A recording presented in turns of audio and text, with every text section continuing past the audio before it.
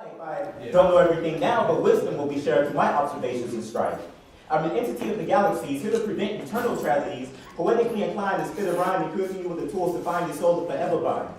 I am always and I am eternal. My passion to guide can be rather paternal, but see, most importantly, I'm a simple poet and a friend to you. Selfless by nature, but always seeking the truth. Here today, on your minds forever, I am Siddhartha, and I'm determined to make this world a little bit better. Good evening, everyone. Yes, I haven't done my intro piece in God knows how long, so I had to get it out of the way. So tonight, found out about my time slot, everything I need to do. So I'm kind of sort of still debating on everything I'm going to do in what order, but I'm kind of sort of going to wing it. Now, I also have a book out. It's called Speak Now. Unfortunately, I don't have any extra copies on me, but if you like what I do tonight, then, after the show, intermission, and so on and so forth, link up with me and I can try to work something out. There's some contact information there. So, probably won't use the mic for all of this, but first piece I'll do, it's also from the book, is called Ignored Voices. This is the voice of the child ignored and unheeded, told my opinions unneeded, because this is the voice of one too young to understand, too young to contribute to the household plans. Whether I'm expressing my brilliance or the elves of my bullying, I'm told to go sit in front of a TV screen, and even if some are actively aware, many just brush me off, and that doesn't seem fair. This is the voice of both the innocent and changed that's con, trying to make something of my life before I'm gone, been searching for a job since before the crack of dawn, but can't even get work mowing the lawn. Every day feels like nothing new under the sun, especially as I fight the system that has already won. This is the voice of the woman who cries at night, pained by the loss of her continuous fight, the voice of a woman dominated by the masculine vice, brought to sit pretty, play the victim and be nice. Even though I'm equally able to contribute to the prosperity of this society's life, I'm mocked and told, know my place, the role that's the source of my continuous strife. This is the voice of the homeless man on the side of the street. Finances have crashed and now I feel beat. My family's gone and there's no one to help me. Even if I have a story to share, a drugged out bum is all people see. The voice of a man who only drinks to get some sleep. Friends and security are things I wish I could keep. The day I die is something I barely seek, but I can't force myself to go drown in the creek. We represent the voices unheard, the voices ignored when we speak our words. From the way a child needs attention, but all his parents do is work, to the ex-con applying for jobs while the police is outside and lurk. For the way a woman is told by a man how to express her sexuality, to the homeless man who failed to learn how to balance duality. We're tired of being told that our voices don't equate. We're tired of trying so hard just to be turned away. We're tired of hearing that we suggested our own break. We're tired of trying to explain our case. We are the ignored voices. Can you hear us screaming? Better still, are you even listening? Well, of course you're not, because you can't hear a thing, especially when you always have your head shoved way up your ass.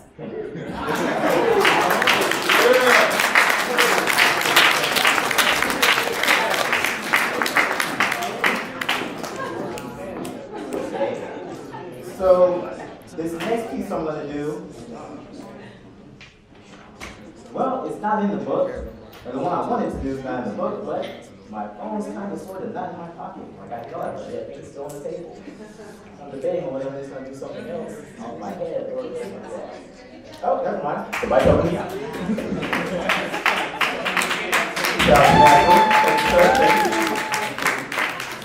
Alright. So, this next piece is called Flawless. It was inspired by the fact that one time I was sitting around drinking about. And I was listening to the lyrics of the song, and it was talking about, I love you, with all your imperfections, so on and so forth. And I'm like, now that I actually think about it, I love you, flaws and all that sort of stuff. I'm like, is that really a compliment or kind of sort of an insult? I'm not too sure. But anyhow, I thought about it long enough, and I just made a piece out of it. So here we go. Flawless. Flaws and all. Perfectly imperfect. I love you regardless of your weight, edges, and attitude, because I will always. Whether your hair is too kinky, straight, or curly, or if you get buzzed or go bald, I'll still be there for you, flaws and all. Your curves may bend and fold, you may have a bit excess to behold, or your ribs might be showing, so time you might break if I start moaning, but I still love you, flaws and all. Your blemishes and bumps crowd your face, and I see how you take on that mess and hopes to erase. On and off, I'll never regret waking up beside your warm body, because I'll forever love your presence, flaws and all. You might be a bit too snappy. When you're cramping, you might act a bit too crabby. But I'll stay by your side, especially when you're not trying to kill me, because I won't let anything separate what we have. I love you, flaws and all, because you are perfectly imperfect for me. That was nice, right? I mean, it was a little cheesy, but just sweet enough, right? Well, to be honest, I hated it. Perfectly imperfect, flaws and all, I said it enough times to see if it'd sink in. See, we've allowed concepts like these to impact the populace in such a way we've been blinded to what it really means, conformity. There's so much sweet behind a person loving all of you, but have you ever questioned why you have to be flawed? Why are you imperfect? Well, for those of the Judaic faith, that's pretty easy. You haven't reached God status. For those of the East, it's simple. You haven't become enlightened. But last I checked, both are meant for the spiritual plane, and for atheists, nothing else really remains. So how does the breakdown of flaws and all become something that's circulating around the physical? Some attitudes, attributes apply, but the moral mentality meant for what the dominant decides, perfectly imperfect. What is perfection? What does that look like, act like, feel like, or better still, what are we comparing perfection to? Now, I'm not saying we're all perfect beings.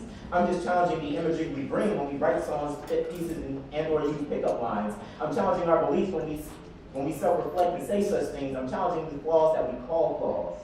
Whether it be the physical frame that makes little girls cringe and scream when they cut themselves to bleed because their imperfections aren't seen as the prettiest little thing, or the so-called overweight and obese who might still be pretty and be healthy, but begin to overeat because they overthink about why people say they are loved, but they are flawed. I make the challenge for the high school teen who doesn't have the athletic physique, whose self-esteem sinks when he dwells on the fact that he is seen as imperfect. He has everything but. I challenge the mentality of what it means to be perfect beyond physical. If you think about it, no text has really been that literal. They just throw bits and pieces. I love you, flaws and all. You are perfectly imperfect. No. I love you for all that you are. I love you for all that you bring. You are the depths of what I see. Unbound by any standard society might see you are a growth in progress, so at every moment you are what you should be. You may not be perfect. What does that even mean? And why should it even matter? Perfection is designed to arouse disaster, so love yourself because you are amazing. And know that I love you as my irreplaceable, incomparable everything. Thank you.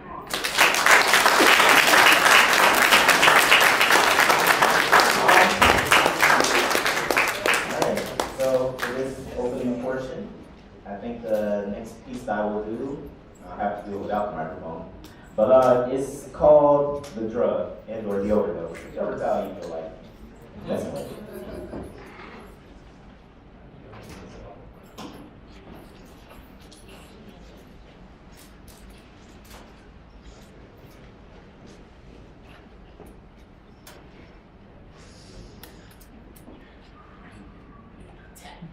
Tap, tap, tap. Don't mind me, I just need my fix. Tap, tap.